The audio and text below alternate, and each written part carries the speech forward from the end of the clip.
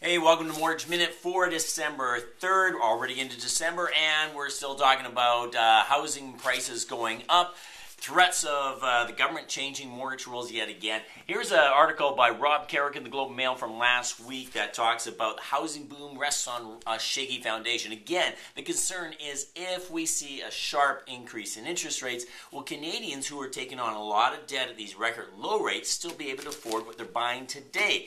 And that's got Jim Flaherty. This is a small article. I don't know if you can see it, but Flaherty is talking about, again, tightens reins on CMHC Insurance. Jim Flaherty, the finance minister, is once again suggesting that he has to take a look at CMHC Insurance and make some changes to the mortgage rules. Quite frankly, somebody asked me the other day, what do you think Jim Flaherty's going to do? My answer was, what's left? He's already taken away amortizations and changed that. Remember, when Jim Flaherty in Ottawa talks about rule changes, the only thing they can impact is CMHC high ratio insurance. So we'll follow that in the new year, and we're going to come back to you, circle back to that with what rule changes we expect in the new year. In the meantime, in the United States, the Fed moves closer to slowing stimulus. Now, this is interesting because this would indicate that they're going to slow down their bond buying process. The last time they suggested doing that, there was a bond sell-off. When there's a bond sell-off, the bond prices go up,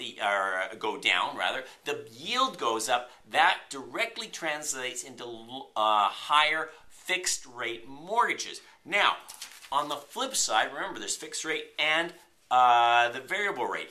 Deflation is now on the mind and concern of Stephen Poloz, who is the new Bank of Canada governor. This is where I want to focus today because this governs your Bank of Canada prime lending rate. If you have a variable rate mortgage, it's saying that our consumer prices edged up by a minuscule 0.7%.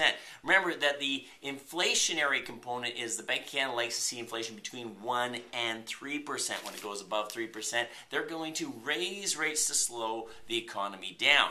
And if it starts to get close to 1% or below, they're going to lower rates. So this is interesting. We actually have seen inflationary pricing below 1%. That would indicate that not only will Stephen Poloz, who's going to be making an announcement in the next day or so about interest rates, not only are they now saying that he definitely won't increase rates, they're even suggesting there may be a rate cut on the horizon.